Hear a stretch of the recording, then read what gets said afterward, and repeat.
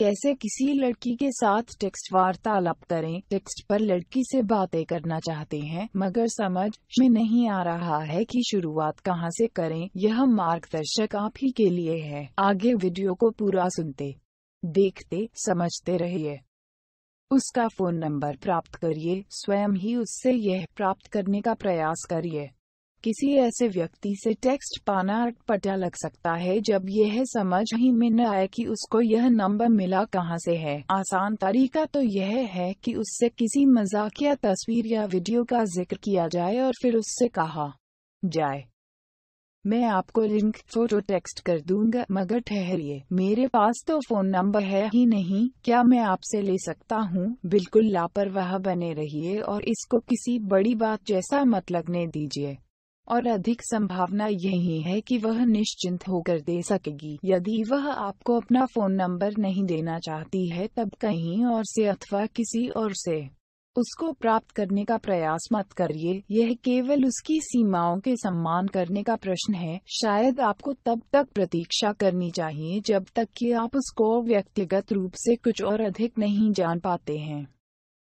हाय कहिए, मगर केवल हाय मत कहिए। सीधे साधे हाय का प्रत्युत्तर कठिन होता है और आलस्यपूर्ण एवं उबाऊ लग सकता है। कोई प्रश्न पूछिए या केवल इतना पूछिए कि वह कैसी है। प्रश्न तो वैसे भी अच्छे विकल्प होते हैं क्योंकि उनका उत्तर अपेक्षित होता है। यदि आप उससे पूछें कि अंग्रेजी में क्या गृह कार्य मिला है, तो केवल हाय का उत्तर देने के स्थान पर उसको पता होगा कि उससे किस उत्तर की अपेक्षा है। खुले प्रश्न आमतौर पर सीधे साधे हाँ या नहीं उत्तर वाले प्रश्नों से बेहतर होते हैं, क्योंकि वहाँ पर आपके पास कहने को कुछ होता है। जैसे कि क्या आपको हास्य फिल्में पसंद हैं का एक शब्द में उत्तर मिलेगा, जबकि आपको किस प्रकार की फिल्में पसंद हैं का उत्तर संभवतः लंबा और ब्यौरेवार होगा, जिससे वार्तालाप आगे बढ़ सकेगा।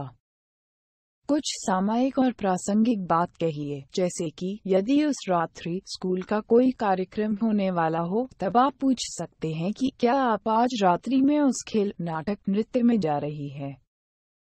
उसकी रुचियों के बारे में बातें करिए। यदि आपको पता हो कि उसे कोई विशिष्ट संगीतज्ञ, टीवी कार्यक्रम या मूवी पसंद है, तब उसके बारे में पूछिए कि पिछले सोपान के संबंध में उसका क्या विचार है, या कि उसे उस संगीतज्ञ से किसी गाने के संबंध में कुछ कहने की इच्छा है। इससे उसको पता चलेगा कि आपको उसमें इतनी रुचि है कि आपको उसकी आस्थाओं तक की परवाह और आप उसकी पसंद नापसंद का भी ध्यान रखते हैं।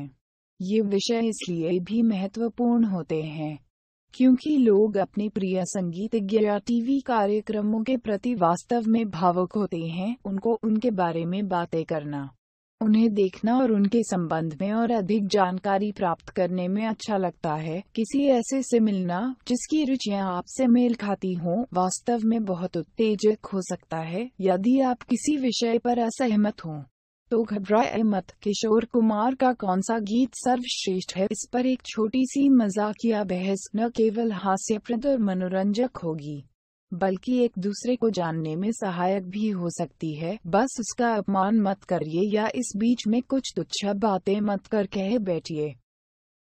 स्माइली चेहरों का प्रयोग करिए। इतना मासूम रहते हुए भी स्माइली चेहरे मजेदार और छेड़छाड़ वाले हो सकते हैं कि यह भी नहीं लगेगा कि आप बहुत दृष्टंठीठ हैं। बस एक स्माइली चेहरा भेजिए और उसका ध्यान उस पर जाएगा ही। परंतु यदि आपको वास्तव में समझ में नहीं आ रहा हो कि स्माइली चेहरे का प्रयोग कैसे किया जाए, तो शुरुआत में टेक्स्ट के अंत में एक ऐसे चेहरे को चिपकाने से शुरुआत करिए। क्या आपने भाभी जी घर पर हैं का नया सोपान देखा? वह वास्तव में बढ़िया था। आमतौर पर आंख मारते हुए चेहरे अधिक सांकेतिक होते हैं और इनका प्रयोग छेड़छाड़ वाले टेक्स्ट और द्विअर्थी संवादों में किया जाता है। जब भी आप स्माइली देखें तब आंख मारने वाला चेहरा मत भेजिए, क्योंकि यह अनुपयुक्त और भ्रामक होगा। चालू रहिए। अब जब आपका वार्तालाप सही ढंग से चल निकला है तब सुनिश्चित करिए कि वह ठीक ठाक चलता भी रहे। Thanks for watching. Please subscribe at our channel.